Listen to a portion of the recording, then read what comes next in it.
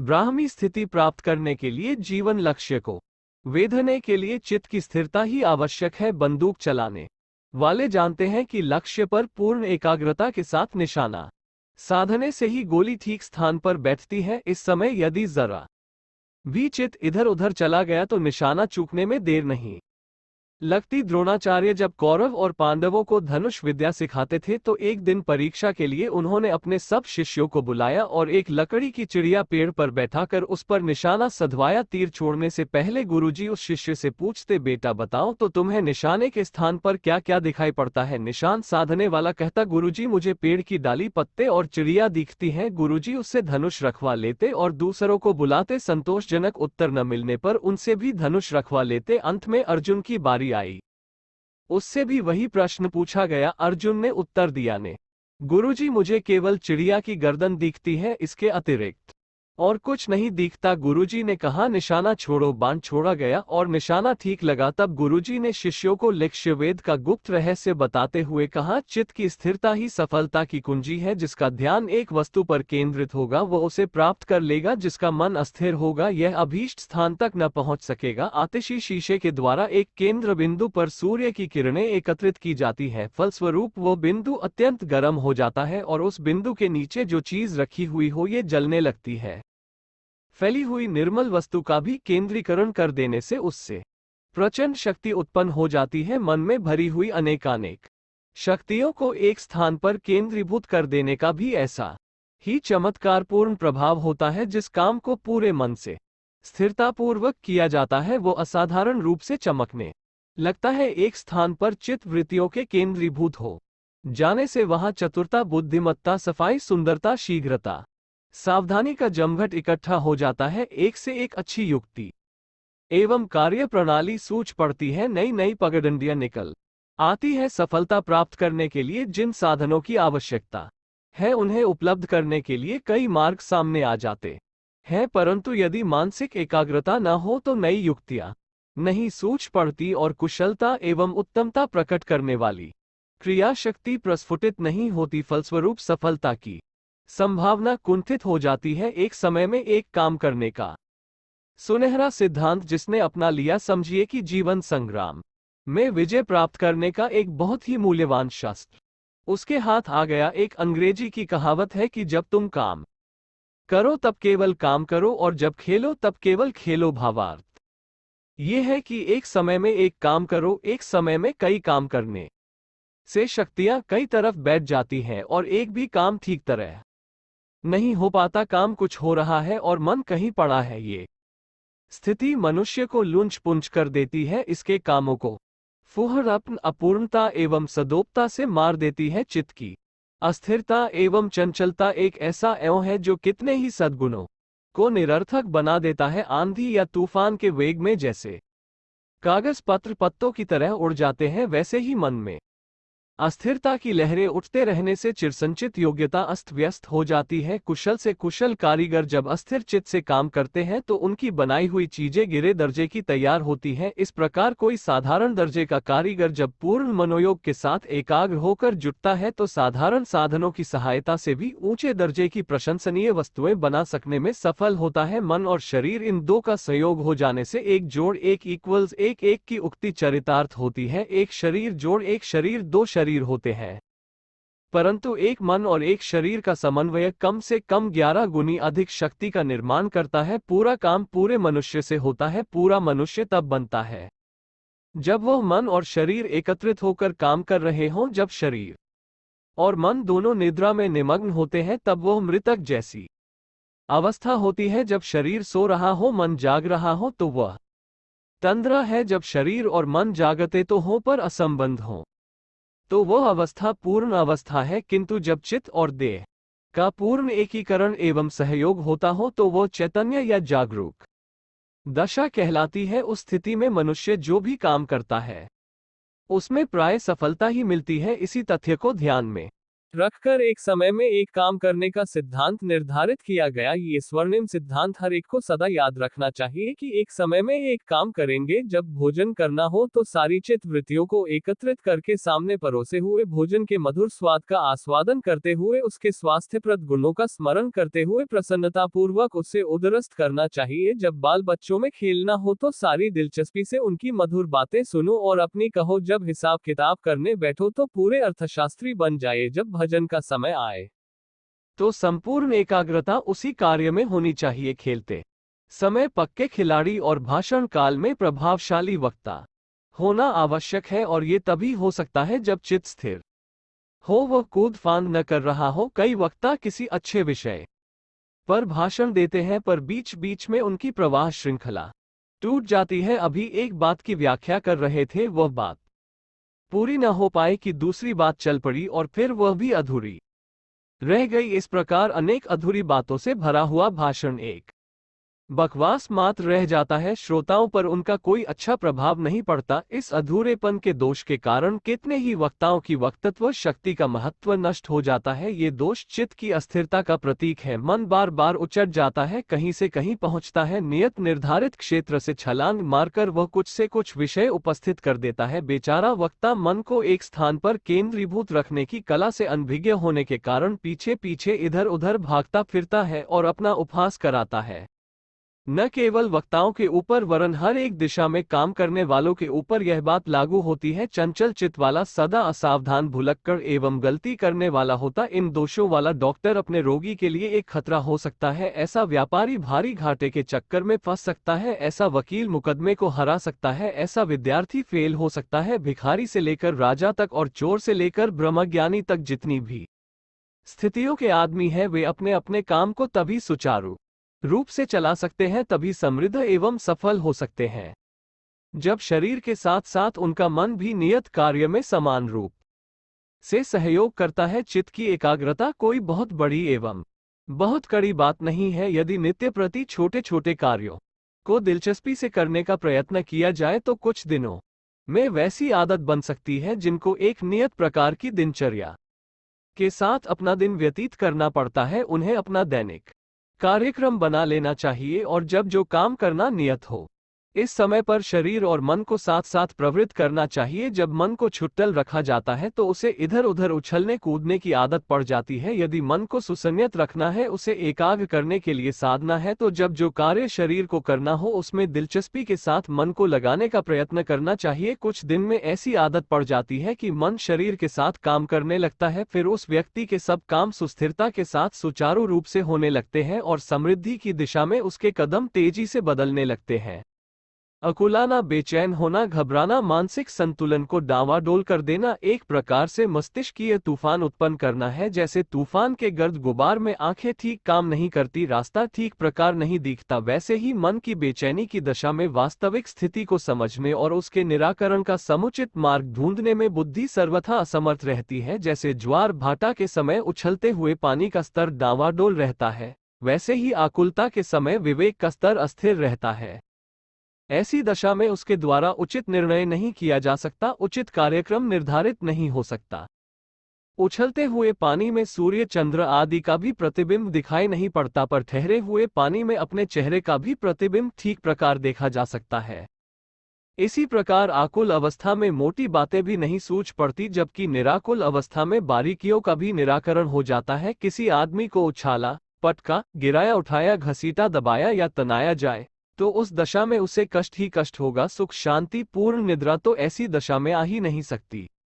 जब इंद्रियों पर से अनावश्यक दबाव हट जाता है तभी तो शरीर आराम का अनुभव करेगा। आत्मा की भी यही स्थिति है। जब वह भय, शोक, उद्वेग, क्रोध, द्वेष, चिंता, अहंकार, हर्ष आदि आवेशों में ग्रसित होती है तो इन आघातों के कारण उसे क्षण भर भी चैन नहीं मिलता, वरन हर घड़ी व्यथा एवं वेदना से भरी हुई कराह उठती रहती है।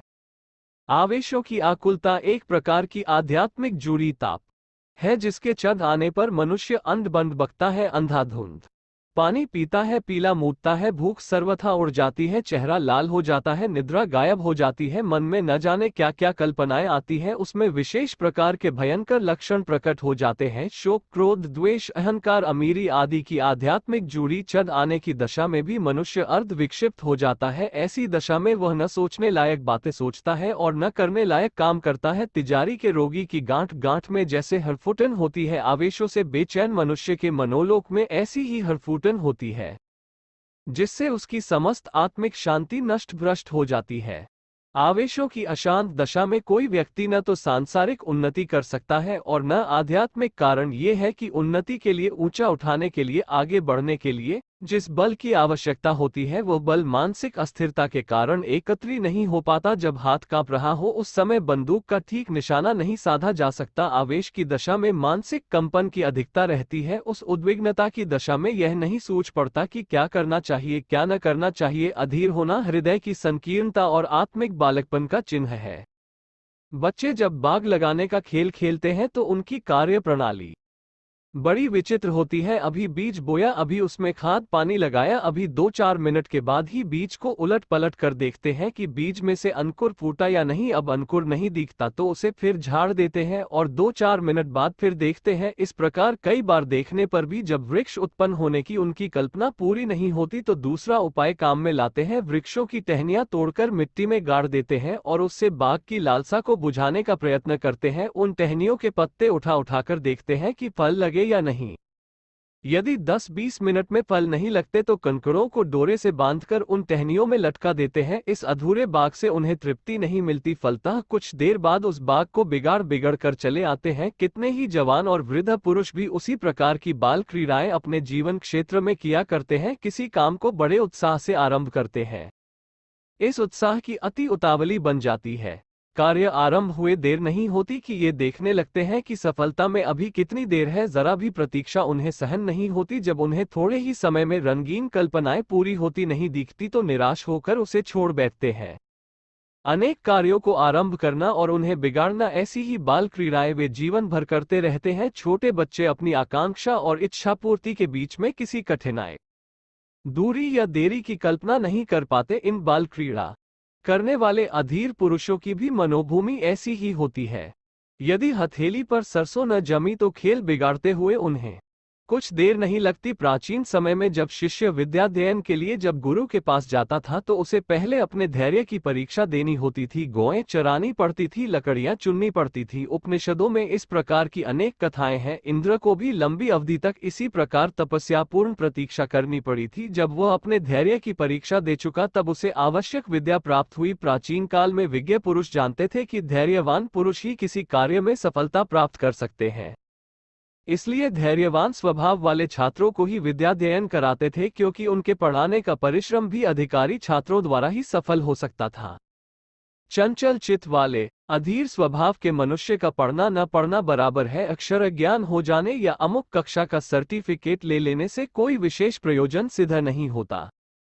प्रमाण प्रत्यक्ष है। आज लाखों करोड़ों पड़े गधे इधर से उधर घूरे के तिनके चरकर लदते मरते रहते हैं। कोई कहने लायक पुरुषार्थ उनसे नहीं हो पाता। आतुरता एवं उतावली का स्वभाव जीवन को असफल बनाने वाला एक भयंकर खतरा है।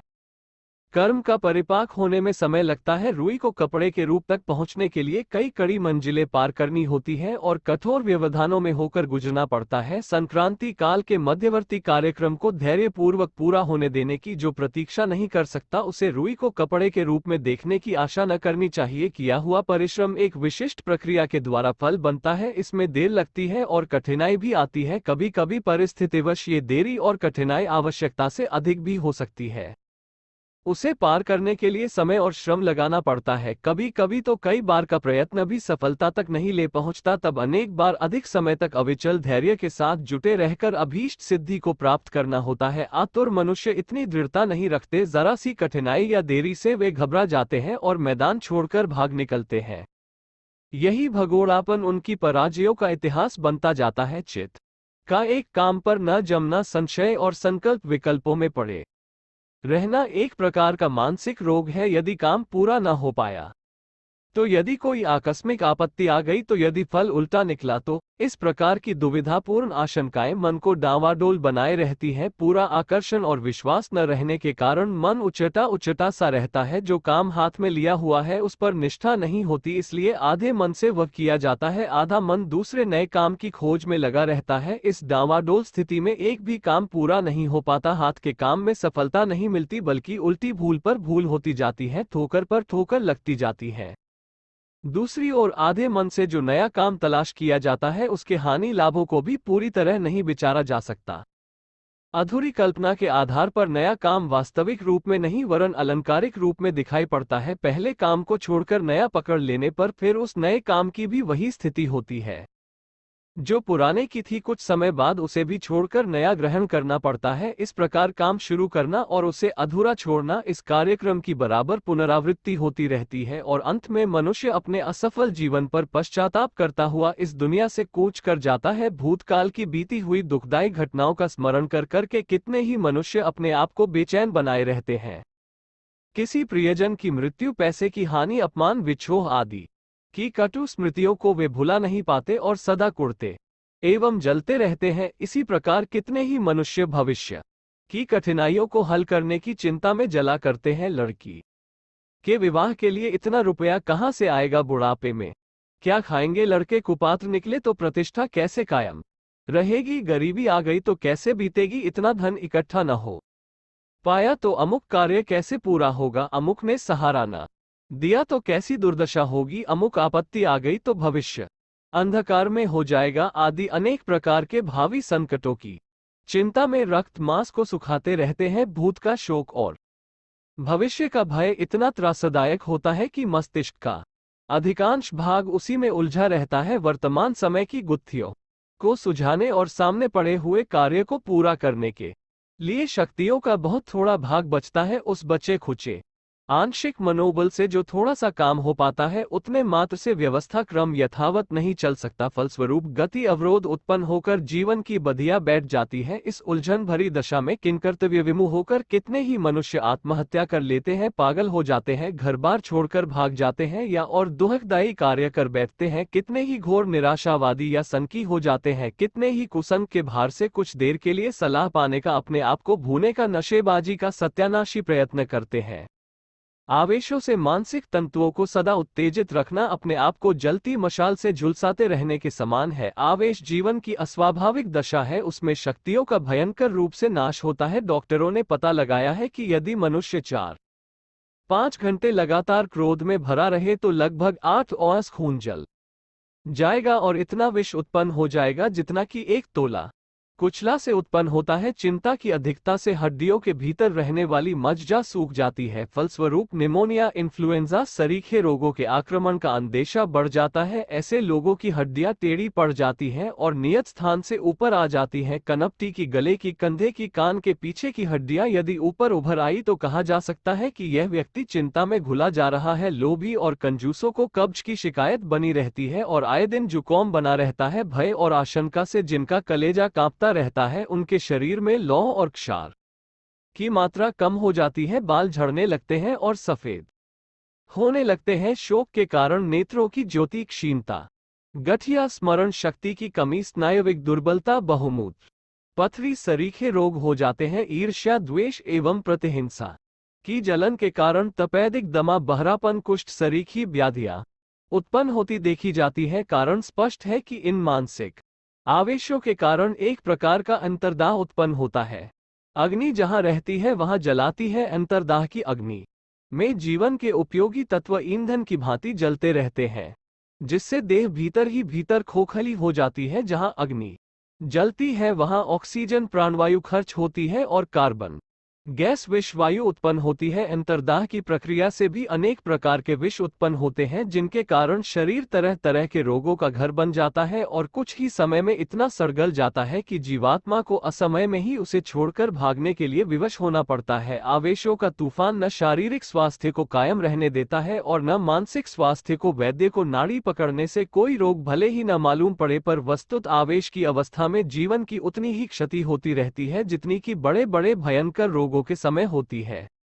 ये सर्वविदित है कि रोगी मनुष्य न तो शारीरिक श्रम कर सकता है और न मानसिक आवेश का रोगी शारीरिक दृष्टि से एक प्रकार का अपाहिज बन जाता है, चाहता है कि काम करूं, पर होता कुछ नहीं, जरा देर काम करने पर थककर चूर हो जाता है। मन वहां जमता ही नहीं, काम को छोड़कर लेट जाने या कहीं चले जाने की तबीयत करती है। करता कुछ है किंतु हो कुछ जाता है। जरा देर के काम में काफी समय खर्च हो जाता है।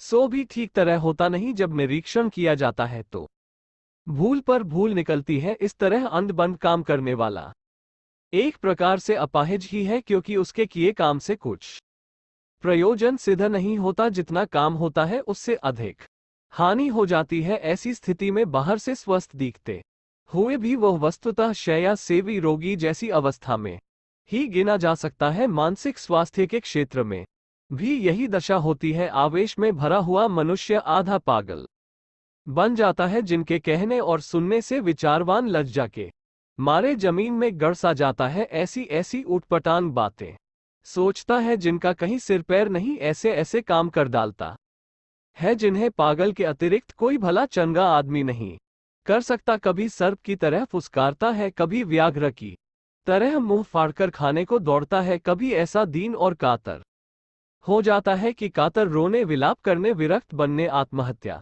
करने के अतिरिक्त और कुछ समझ ही नहीं पड़ता। मेरे इस आचरण का भविष्य में क्या परिणाम होगा, ये सोचने में उसकी बुद्धि बिल्कुल असमर्थ हो जाती है। इस प्रकार के आवेशग्रस्त उन्मत्त दशा वाले मनुष्य को पागलपन का डॉक्टरी सर्टिफिकेट भले ही प्राप्त न हो सके, पर वस्तुतः उसकी दशा अर्ध विक्षिप्त से जरा भी अच्छी नहीं होती। ऐसे शारीरिक और मानसिक दृष्टि से बीमार मनुष्य अपने जीवन को किसी प्रकार भार रूप में काट तो सकते हैं, पर उनके लिए यह संभव नहीं कि कोई महत्वपूर्ण कार्य कर सके, महापुरुष बन सके अथवा समृद्धि समुन्नत अवस्था प्राप्त कर सके। जीवन को समुन्नत दिशा की ओर ले जाने के लिए यह आवश्यक है कि विवेक बुद्धि ठीक प्रकार काम करे। विवेक बुद्धि की स्थिरता के लिए निराकुलता आवश्यक है। दर्पण या पानी में प्रतिबिंब तभी दिखाई पड़ सकता है जब वो स्थिर हो। यदि दर्पण या पानी हिल रहा हो तो उसमें प्रतिबिंब भी ठहर न सकेगा। मस्तिष्क में जब उफान आ रहे हो तो विवेक स्थिर नहीं रह सकता। ठीक पथ प्रदर्शन कराने वाली बुद्धि तभी उद्भूत होगी जब मन शांत हो, स्थिर हो, निराकुल हो। किसी काम की अच्छाई, बुराई, हानि, लाभ, सुविधा, कठिनाई आदि की ठीक ठीक कल्पना करने और अनेक दृष्टियों से विचार करके किसी अंतिम निर्णय पर पहुंचने की क्षमता रखने वाला विवेक तभी मस्तिष्क में रह सकता है जब आवेशों की उद्विग्नता न हो। जो कार्य भली प्रकार आगा पीछा सोचकर आरंभ किए जाते हैं वे ही पार पड़ते हैं। जोश और उतावली में बिना विचारे जिन कार्यों को आरंभ किया जाता है, प्राय उन्हें बीच में ही छोड़ने को विवश होना पड़ता है। अध्यात्म विद्या के प्राय सभी ग्रंथों में मन को रोकने, चित्त वृत्तियों को एकाग्र करने, मन को वश में करने का पग पग पर आदेश किया है। अनेक साधनाएं मन को वश में करने की बताई गई हैं। यह मन को वश में करना और कुछ नहीं, निराकुलता ही है। दुख, सुख, हानि, लाभ, जय अजय के कारण उत्पन्न होने वाले आवेशों से बचना ही योग की सफलता है। गीता कहती है, आदि अनेक स्थलों पर निराकुलता को वेग की सफलता बताया गया है। आवेश सुख प्रधान और दुख प्रधान दोनों प्रकार के हैं। शोक, हानि, विक्षोभ, रोग, दंड, भय, विपत्ति, मृत्यु, क्रोध, अपमान, कायरता आदि हानि प्रधान आवेश हैं। कुछ आवेश लाभ प्रधान भी होते हैं। लाभ, संपत्ति, मिलन, कुटुंब, बल, सत्ता, पद, धन, मैत्री, विद्या, बुद्धि, कुल, कला, विशेषता आदि के कारण एक प्रकार का नशा चढ़ आता है। इस प्रकार की कोई संपत्ति जब बड़ी मात्रा में एकाएक मिल जाती है तब तो मनुष्य हर्षोन्मत्त हो जाता है। उसकी दशा अर्ध विक्षिप्त जैसी हो जाती है। सुख के मारे लोग फूले नहीं समाते, वह कस्तूरी के हिरन की तरह इधर उधर दौड़ते फिरते हैं। चित्त बल्लियों उछलने लगता है। जब कोई संपत्ति स्थायी रूप से प्राप्त हो जाती है तो उसका अहंकार चढ़ आता है। उसे ऐसा मालूम पड़ता है कि मानो मैं साधारण मनुष्यों की अपेक्षा सैकड़ों गुना भारी हूं। वैभव के मद में वह इतराता है, दूसरों का अपमान करके अपनी महत्ता का प्रदर्शन करता है। मुंह लटकाकर, भौं चढ़ाकर उपेक्षा भाव से बात करता है। बार बार अपने मुंह अपनी प्रशंसा करता है। दूसरों के मुंह यदि अपनी प्रशंसा न सुनी जाए तो वो चिढ़ जाता है। खुशामदी और चापलूसों के अतिरिक्त किसी से उसकी नहीं पटती। संबंधित व्यक्तियों पर, नौकरों पर, घर वालों पर, यहां तक कि कभी कभी अपने पर भी रोब जमाता है। अहंकार का मद, वैभव का घमंड एक बोतल के नशे की तरह चढ़ा रहता है। अपने बड़प्पन की रक्षा के लिए भारी फजूल खर्ची का बोझ अपनी पूंछ से बांधे फिरता है। अमीर उमराव राजा रईस, महंत, मठाधीश, अफसर, अहलकार, सिद्ध, कलाकार कहे जाने वाले लोगों में इस प्रकार के अहंकारी नशे में चूर व्यक्ति अधिक मात्रा में मिल सकते हैं। गर्दन फुलाए, मुंह लटकाए, भौहें चढ़ाए, अकड़ अकड़ कर उपेक्षा और अपमानपूर्ण ढंग से बात करने के स्वभाव को देखकर यह आसानी से पहचाना जा सकता है कि यहाँ अहंकार का नशा चढ़ा हुआ है। ऐसे अहंकार के नशे में मदहोश बड़े हुए लोगों को अपनी प्रेस्टेज, पोजीशन, मान बढ़ाई, बड़प्पन खातिर की बड़ी चिंता रहती है। इसके लिए हर काम में बहुत अधिक फजूल खर्ची करनी पड़ती है। उस फजूल खर्ची की सामग्री को जुटाने के लिए अनुचित साधन जुटाने पड़ते हैं, अनेक प्रकार की बुराई ओढ़नी पड़ती है। इस प्रकार एक तो अहंकार के नशे की जलन, दूसरे उस नशे को बनाए रहने के साधनों की चिंता, दोनों प्रकार की आकुलताएं मन में कोहराम मचाए रहती हैं और दुख प्रधान आवेशों से अंतःकरण में जैसी अशांति रहती है वैसी ही सुख प्रधान आवेशों में भी उत्पन्न हो जाती है। इन दोनों से ही बचना आवश्यक है। शराब का नशा और अफीम का नशा आपस में अलग अलग प्रकार के अवश्य हैं, परंतु मस्तिष्क को बिगाड़ने में दोनों में से कोई किसी से पीछे नहीं रहता। यही बात सुख प्रधान और दुख प्रधान आवेशों के बारे में है। दोनों से ही स्वास्थ्य एवं विवेक की क्षति होती है। गीता आदि शास्त्रों में इसीलिए ही दोनों प्रकार के आवेश द्वंद्वों से दूर रहने का जोरों से प्रतिपादन किया गया है।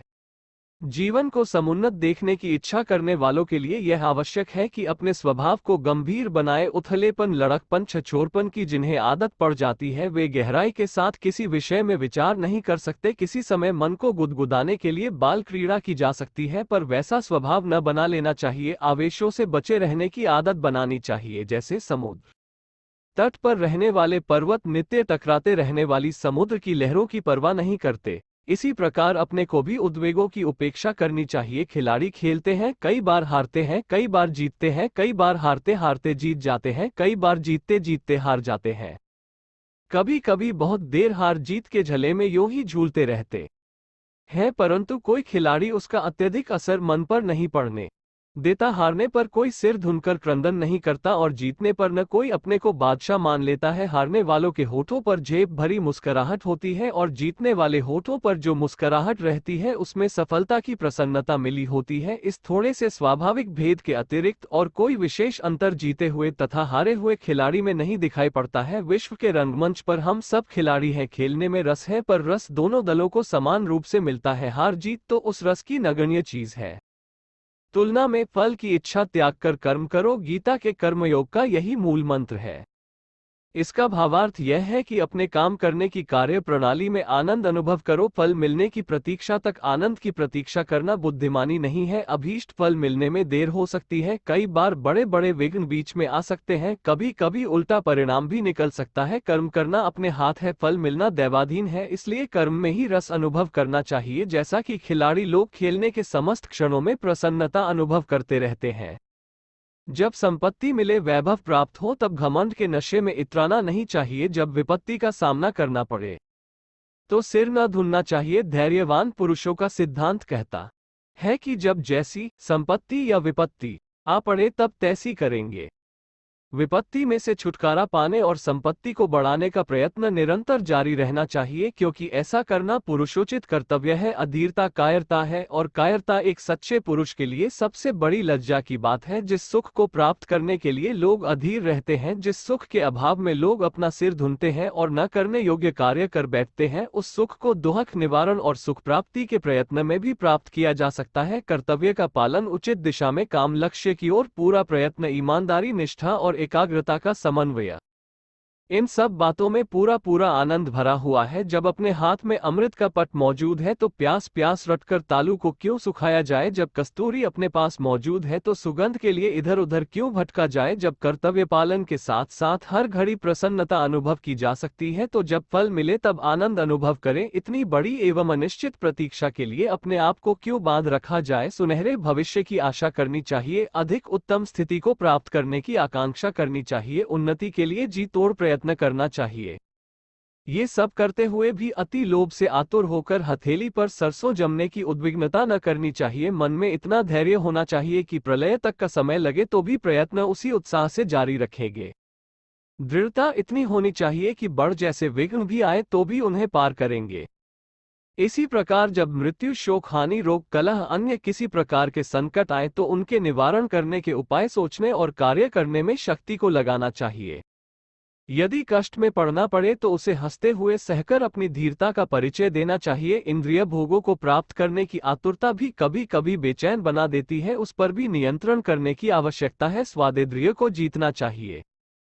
व्रत उपवास द्वारा स्वाद रहित भोजन करने की आदत डालकर चटोरपन पर विजय प्राप्त करनी चाहिए। सिनेमा, नाटक, नाच, रंग जैसे हानिकर मनोरंजनों से हठपूर्वक मन को रोकना चाहिए। काम वासना की सीमा मर्यादित रखनी चाहिए। यदि मन असमय चंचल हो तो उसका दमन करना चाहिए। स्वादेंद्रिय और कामेंद्रिय से छोटे छोटे युद्ध समय समय पर बार बार ठानते रहना चाहिए। जैसे किसी दिन निश्चय किया कि आज शाम तक मिठाई नहीं खाएंगे, उस दिन उस प्रतिज्ञा को पूरी तरह निभा ही देना चाहिए। किसी दिन नमक न खाने का, किसी दिन दूध न पीने का, किसी दिन उपवास का, किसी दिन कुछ समय मौन रहने का निश्चय करना चाहिए और उसे पूरा ही कर लेना चाहिए। जिस दिन जो इच्छा प्रबल हो उस दिन उसका जरूर दमन करना चाहिए। इस प्रकार अभ्यास करने से कुछ दिन में आत्मनिग्रह की शक्ति बढ़ जाती है और इंद्रियां वश में आ जाती हैं। इंद्रियों को उनके भोग देने आवश्यक है, पर वह उन्हें विवेकपूर्वक चिकित्सक बुद्धि से देने चाहिए। रोगी जो मांगता है वह उसे नहीं खिलाया जाता, परंतु यदि डॉक्टर रोगी की रुचि के विपरीत कड़वी औषधि दे तो भी उसे वह खानी पड़ती है। यहाँ दृष्टिकोण इंद्रिय भोगों के संबंध में होना चाहिए।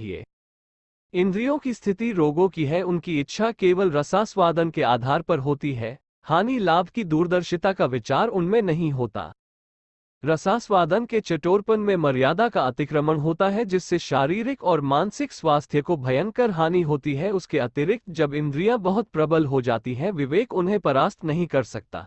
तब वे जब चाहे तब मन में भयंकर हलचल मचा देती है और शांति के स्थान पर चंचलता का साम्राज्य स्थापित कर देती है। ऐसी स्थिति सर्वथा अवांछनीय है, स्थिरता को नष्ट करने वाली है। इसलिए इंद्रियजन्य मनोवेगों को रोकने, लड़ने, प्रतिबंध लगाने एवं परास्त करने के लिए नित्य कोई न कोई छोटे बड़े अवसर तलाश करते रहने चाहिए। कुछ दिनों के प्रयत्न से वासना शक्ति निर्बल हो जाती है, उसमें वह प्रबलता नहीं रहती कि जब चाहे तब मानसिक शांति को नष्ट करे। निराकुलता में अनंत शांति भरी हुई है। योगीजन विचारों को हटाकर चित्त को शून्य बनाने का अभ्यास किया करते हैं। यह निराकुलता का अभ्यास है। केवल्य निर्विकल्प समाधि क्या है? निराकुलता की सर्वोच्च सफलता है। इस मार्ग में जो जितना आगे बढ़ जाता है उसे उतना ही आनंद आता है, उसकी शक्ति उतनी ही बढ़ जाती है, विवेक बुद्धि में उतनी ही स्वच्छता आ जाती है। केवल योगियों के लिए ही नहीं, हर व्यक्ति के लिए निराकुलता की आवश्यकता है। इस निराकुल अवस्था को प्राप्त करना संसार की सबसे बड़ी सफलता है, क्योंकि इसी से आत्मतेज उदय होता है। यही ब्रह्मविद्या का रहस्य है।